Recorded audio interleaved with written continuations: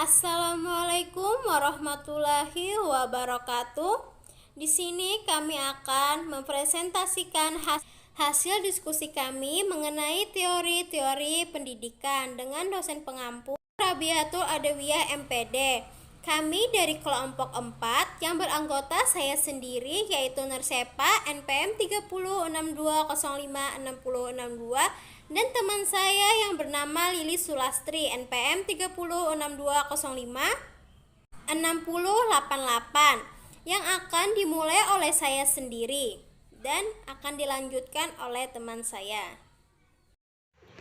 Teori-teori pendidikan. Teori pendidikan merupakan seperangkat penjelasan yang rasional sistematis yang membahas tentang aspek-aspek penting dalam pendidikan sebagai sebuah sistem. Moudiaharjo 2002 menjelaskan bahwa teori pendidikan adalah sebuah pandangan atau serangkaian pendapat ehwal pendidikan yang disajikan dalam sebuah sistem konsep.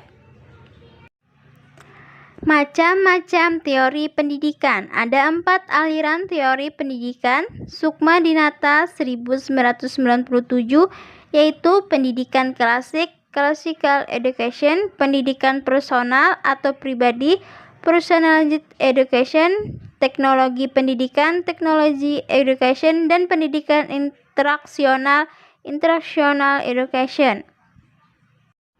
Yang pertama, teori pendidikan klasik. Classical education, teori pendidikan klasik berlandaskan pada filsafat klasik seperti perennialisme, esensialisme, dan eksistensialisme yang memandang bahwa pendidikan berfungsi sebagai upaya memelihara, mengawetkan, dan meneruskan warisan budaya. Teori pendidikan ini lebih menekankan peranan isi pendidikan daripada proses.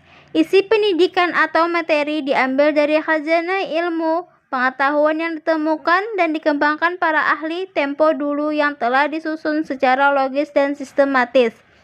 Dalam praktiknya, pendidikan mempunyai peranan besar dan lebih dominan, sedangkan peserta didik memiliki peran yang pasif sebagai penerima informasi dan tugas-tugas dari pendidik. Yang kedua, teori pendidikan personal. Konsep dasar teori mengajar pada pendidikan pribadi ini lebih banyak dikembangkan oleh para ahli pendidikan humanistik. Asumsi dasar konsep pendidikan ini adalah anak merupakan sosok sentral yang utama dalam program pendidikan. Oleh sebab itu, anak didik merupakan subjek pendidikan yang harus didengar, didekati, dan diapresiasi secara komprehensif tentang segala harapan, cita-cita, dan aspirasinya. Para siswa adalah sosok yang memiliki potensi, kemampuan, kekuatan oleh aspirasinya. Dalam hal ini, peserta didik menjadi pelaku utama pendidikan, sedangkan pendidik hanya menempati posisi kedua, yang lebih berperan sebagai pembimbing, pendorong, fasilitator, dan pelayanan peserta didik. Selanjutnya yaitu teori teknologi pendidikan atau yang disebut dengan teknologi education. Nah, dalam teknologi ini, garapan pendidikan dipengaruhi oleh perkembangan ilmu dan teknologi. Konsep pendidikan ini mengutamakan konsep segi empiris, informasi objektif yang didasarkan pada kaidah yang dapat diamati dan diukur, serta dihitung secara statistik. Dalam teori pendidikan ini, pendidikan adalah ilmu dan bukan seni. Dalam teori ini, guru berfungsi sebagai direktur belajar dengan tugas-tugas melakukan pengelolaan pendidikan dan pendalaman bahan. Nah, yang terakhir atau yang keempat yaitu ada teori pendidikan interaksional atau interactional education.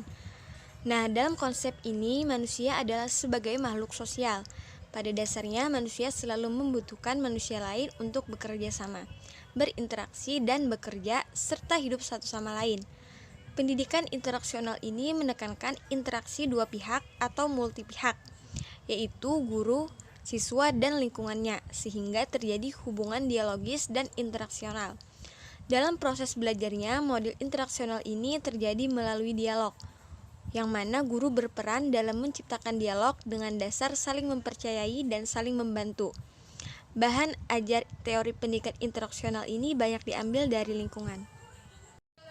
Nah, jadi kesimpulannya yaitu secara umum teori pendidikan merupakan landasan dalam pengembangan praktik-praktik pendidikan. Misalnya pengembangan kurikulum, proses belajar mengajar, dan manajemen sekolah. Kurikulum dan pembelajaran memiliki keterkaitan yang sangat erat dengan teori pendidikan, yang mana suatu kurikulum dan rencana pembelajaran disusun dengan mengacu pada teori pendidikan.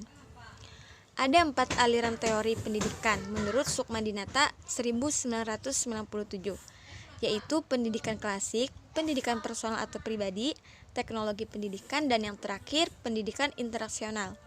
Nah, 4 aliran tersebut bertolak dari asumsi, teori, dan konsep yang berbeda dan memiliki pandangan yang berbeda pula dalam memposisikan dan peran sebagai unsur yang terlibat. Nah, sekian dari kelompok kami. Mohon maaf apabila ada kesalahan dan kekurangannya. Wassalamualaikum warahmatullahi wabarakatuh.